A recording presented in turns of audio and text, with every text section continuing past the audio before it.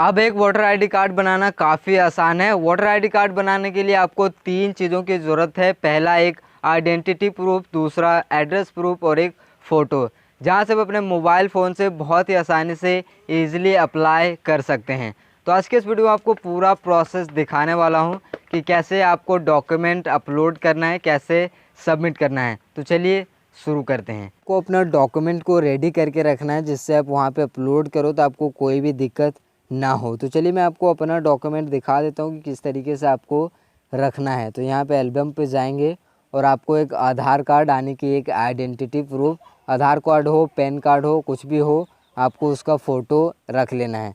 उसके बाद आपको यहाँ पे एक एड्रेस प्रूफ, चाहे बैंक पासबुक या फिर इलेक्ट्रिसिटी बिल या फिर गैस बिल, कुछ भी हो चलेगा। उसके बाद एक पासपोर्ट साइज़ फ़ोटो, जो भी आपकी फ़ोटो हो उसकी साइज़ 200 KB से ज़्यादा नहीं होना चाहिए।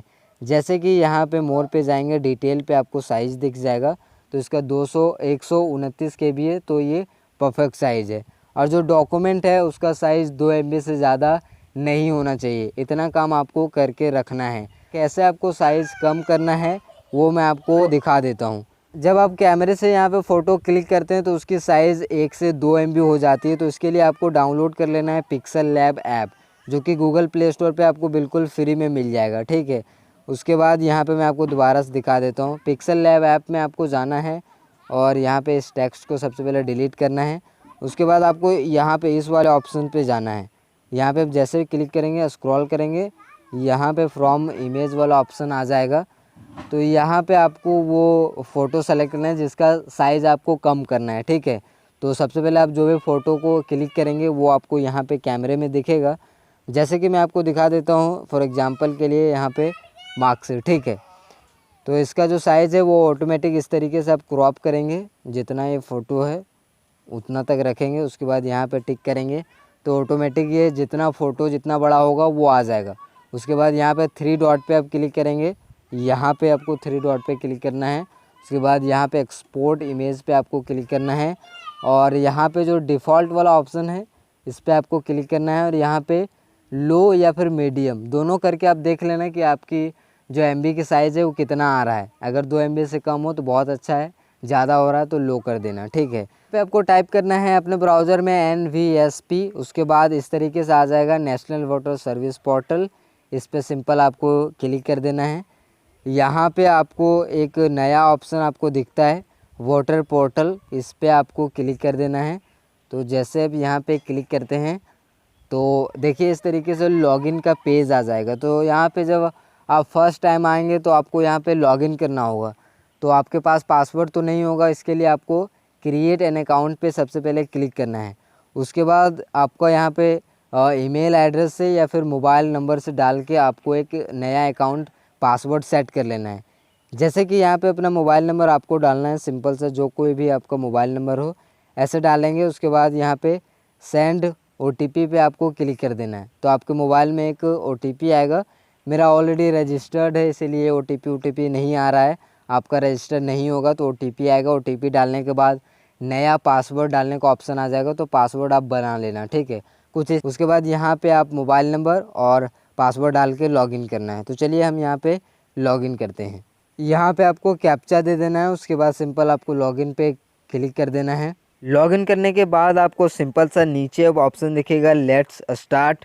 कोई भी यहाँ पे डेस्कटॉप मोड वगैरह करने की ज़रूरत नहीं है। उसके बाद यहाँ पे आपके सामने 2 ऑप्शन आएगा। आपसे पूछा जाएगा कि क्या आपके पास पहले से कोई वोटर आईडी कार्ड है या फिर आप फर्स्ट टाइम अप्लाई कर रहे हैं। तो आपको यहाँ पे I am applying for the first time, इस पर क्लिक करना है। उसके बाद आपको नीचे सेव एंड कंटिन्यू पे क्लिक करना है। उसके बाद यहाँ पे आपसे पूछा जाएगा कि क्या आप एक इंडियन सिटीज़न हैं या फिर इंडिया के बाहर रहते हैं या फिर इंडियन सिटीज़न नहीं हैं। तो यस, मैं एक इंडियन सिटीज़न हूँ और इंडिया में ही रहता हूँ। तो ऊपर पहले वाला ऑप्शन पे क्लिक करना है। उसके बाद सेव एंड कंटिन्यू। उसके बाद यहाँ पे आपको सबसे पहले डेट ऑफ बर्थ की इन्फॉर्मेशन देनी होगी। तो यहाँ पे सबसे पहले आप ईयर सेलेक्ट करेंगे। आपकी ईयर अगर 2003 से ज़्यादा, जैसे 4-5 है, तो आप वोटर आईडी कार्ड के लिए अप्लाई नहीं कर सकते। अगर आप 2003 तक का आपका डेट ऑफ बर्थ है तो आप एक वोटर आईडी कार्ड अप्लाई कर सकते हैं। तो चलिए यहाँ पे हम डेट ऑफ बर्थ सेलेक्ट करते हैं। यहाँ से हम मंथ को सेलेक्ट करेंगे, यहाँ से हम डेट को सेलेक्ट करेंगे। तो चलिए यहाँ पे डेट मैंने सेलेक्ट कर लिए हैं। यहाँ पे आपको एक डॉक्यूमेंट सेलेक्ट करना है डेट ऑफ बर्थ के लिए। तो आप आधार कार्ड या फिर पैन कार्ड या फिर ड्राइविंग लाइसेंस या फिर मार्कशीट 10th का या फिर 8th का या फिर 5th का आप दे सकते हैं, या फिर कोई भी बर्थ सर्टिफिकेट या फिर कोई भी गवर्नमेंट का सर्टिफिकेट। तो यहाँ पे मेरे पास आधार कार्ड है, तो चलिए सिंपल हम आधार कार्ड दे देते हैं। सेलेक्ट फाइल टू अपलोड वाला ऑप्शन पे आपको क्लिक करना है। जैसे कि मैंने आपको पहले ही बताया कि आपके डॉक्यूमेंट के साइज़ 2 MB से ज़्यादा नहीं होना चाहिए। तो यहाँ पे हम जाएंगे फ़ोटोज़ पे, यहाँ पे अपलोड हो रहा है। अगर आप देखना चाहते हैं तो प्रीव्यू पे क्लिक करके भी देख सकते हैं। यहाँ पे आपको एक ऐसा यूनिक नंबर लिखना है जो ये फॉर एग्जांपल के लिए लिखना होता है। तो चलिए यहाँ पे 21 लिख देते हैं। उसके बाद सिंपल आपको सेव एंड कंटिन्यू एक बार चेक कर लेते हैं, राइट है, सेव एंड कंटिन्यू। उसके बाद आपको यहाँ पे एक पिक्चर अपना अपलोड करना होगा। उसके बाद और नीचे आपको डिटेल डालनी होंगी। तो चलिए यहाँ पे हम एक पिक्चर अपलोड कर देते हैं। तो यहाँ पे जाएंगे फाइल पे और मेरा ये रहा फ़ोटो। आपकी जो फ़ोटो की साइज़ होना चाहिए वो मात्र 200 KB से ज़्यादा नहीं होना चाहिए। अगर आपका फ़ोटो की साइज़ 200 KB से ज़्यादा है तो वो यहाँ पे सेलेक्ट नहीं होगा, इस बात को आपको ध्यान रखना है। तो मैं इस फ़ोटो को इस तरीके से यहाँ पे सेलेक्ट कर लेता हूँ।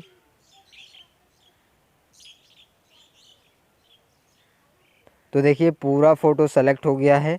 जस्ट अपलोड पे क्लिक करेंगे तो देखिए यहाँ पे आ गया well done, your photo is uploaded. तो देखिए यहाँ पे फ़ोटो अपलोड हो चुका है। और यहाँ पे देखिए ये आधार कार्ड जैसे मैंने सेलेक्ट किया ऑटोमेटिक यहाँ पे नाम डिटेक्ट कर लिया है। अगर नाम में अगर आपको गलती दिखता है तो आप यहाँ पे खुद से भी लिख सकते हैं। फ़िलहाल मेरा यहाँ पे करेक्ट है तो यहाँ पे मैंने सेलेक्ट कर दिए हैं। अगर आपका कोई डिसेबिलिटी है, विकलांगता है, तो आप यहाँ पे सेलेक्ट कर सकते हैं। अगर कोई विकलांगता नहीं है, डिसेबिलिटी है, तो नो डिसेबिलिटी पे यहाँ पर टिक करना है। उसके बाद सेव एंड कंटिन्यू। उसके बाद ये आगे वाले पेज में लेके आपको जाएगा। तो यहाँ पे आपको एक रिलेटिव का नाम देना होगा, चाहे मदर हो, फादर या फिर हस्बैंड या फिर कोई भी गार्जियन हो सकता है। तो चलिए यहाँ पे मैं फ़ादर का इन्फॉर्मेशन देने वाला हूँ। तो फ़ादर पे आपको टिक करना है और यहाँ पे नाम लिखना है। तो चलिए यहाँ पे नाम लिख देते हैं। यहाँ पे अगर आपका नाम गलत आ जाता है, सही से नहीं होता है, तो आपको एक कीबोर्ड भी मिल जाता है जिससे आप लिख सकते हैं। तो चलिए हम यहाँ पे सही कर लेते हैं। जैसा यहाँ पे ये सही नहीं आया है, यहाँ पे कोई अगर सरनेम है तो वो भी आपको लिख देना है। तो चलिए सरनेम भी लिख देते हैं। यहाँ पे ऑटोमेटिक अगर गलत आता है तो दोबारा से आप उसी तरीके से लिखेंगे। उसके बाद सेव एंड कंटिन्यू। यहाँ पे आपको कुछ और पर्सनल इन्फॉर्मेशन यानी कि एड्रेस की इन्फॉर्मेशन देनी होगी। तो चलिए आपको सबसे पहले हाउस नंबर लिख देते हैं। एरिया या फिर लोकेलिटी कोई नाम देना होगा। तो चलिए यहाँ पे हम एक एरिया लिख देते हैं। यहाँ पे आपको एक पोस्ट ऑफिस का नाम लिखना होगा, जो भी आपका पोस्ट ऑफिस है। यहाँ पे आपको टाउन या फिर विलेज का नाम, तो चलिए हम विलेज का नाम लिख देते हैं। यहाँ पे आपको एरिया टाइप में सेलेक्ट करना है कि सिटी है या फिर टाउन है या फिर विलेज है। तो हमारा एक विलेज है तो विलेज पे यहाँ पे सेलेक्ट कर लेते हैं। उसके बाद आपको यहाँ पे अपना पिन कोड डालना है। तो चलिए पिन कोड दे देते हैं।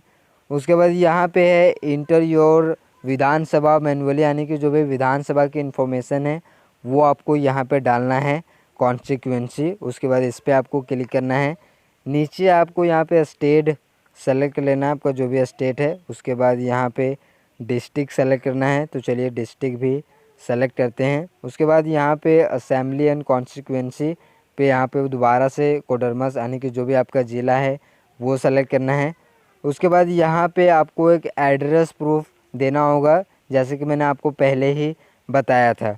तो यहाँ पर डॉक्यूमेंट में आप राशन कार्ड या फिर वाटर या फिर इलेक्ट्रिसिटी बिल या फिर इंडियन पासपोर्ट, ड्राइविंग लाइसेंस कुछ भी दे सकते हैं। तो चलिए हमारे पास यहाँ पे इलेक्ट्रिसिटी बिल है, लेकिन आपको एक बात का ध्यान रखना है कि अगर आप इलेक्ट्रिसिटी बिल को यहाँ पे अटैच कर रहे हैं तो 3 महीने से ज़्यादा पुराना ना हो। उसके बाद यहाँ पे आपको एक यूनिक नंबर लिखना होगा। तो पहले मैंने 21 लिखा था, अब मैं 22 लिख देता हूँ। उसके बाद यहाँ पे सेलेक्ट फाइल टू अपलोड वाले पे टिप क्लिक करना है, फाइल्स पे जाना है और एक आपको यहाँ पे एड्रेस प्रूफ वाला डॉक्यूमेंट लगा देना है। आपको एक बात का ध्यान रखना है कि इलेक्ट्रिसिटी बिल अगर आप चाहें तो दे सकते हैं, लेकिन इसकी जो साइज़ अगर बहुत ज़्यादा हो जाता है और क्वालिटी अब कम करते हैं तो इसकी जो क्वालिटी होती है वो थोड़ा सा कम होता है। तो आप कोशिश करें कि बैंक पासबुक वगैरह यहाँ पे अटैच करें तो ज़्यादा बेहतर होता है, क्योंकि ये काफ़ी लंबा होता है और इसकी जो फ़ोटो लेते हैं तो थोड़ा ये अच्छे से नहीं आ पाता है। तो अगर आपका मोबाइल से अच्छा आ जाता है तो डोंट वरी, आप दे सकते हैं। अदरवाइज़ आप यहाँ पे पासबुक वगैरह अटैच करें तो ज़्यादा बेहतर होता है। उसके बाद सेव एंड कंटिन्यू। तो यहाँ पे आपको सेलेक्ट करना है कि आप उस एड्रेस पे कब से रह रहे हैं। तो चलिए वो ईयर हम सेलेक्ट करते हैं। यहाँ पे मंथ सेलेक्ट करेंगे। उसके बाद हम यहाँ पे जनरल डिक्लेरेशन में हम यहाँ पे सिंपल अपना प्लेस लिखेंगे, जो भी हमारा प्लेस है यानी कि पोस्ट ऑफिस। उसके बाद यहाँ पे नेम ऑफ एप्लीकेंट यानी कि जिसका ये वोटर आईडी कार्ड बन रहा है उसका हम यहाँ पे नाम लिखेंगे। उसके बाद सिंपल हम यहाँ पे सेव एंड कंटिन्यू। थोड़ा आपको वेट करना है। यहाँ पे आपके सामने पूरा फॉर्म आ जाएगा। अभी आपको यहाँ पे पूरा फॉर्म नहीं दिख रहा होगा, तो यहाँ पे इसके लिए हम डेस्कटॉप मोड चूज़ करते हैं। तो देखिए यहाँ पे ये पूरा फॉर्म आ चुका है, तो ये पीछे हो गया। तो चलिए दोबारा से सेव एंड कंटिन्यू पे हम क्लिक करते हैं।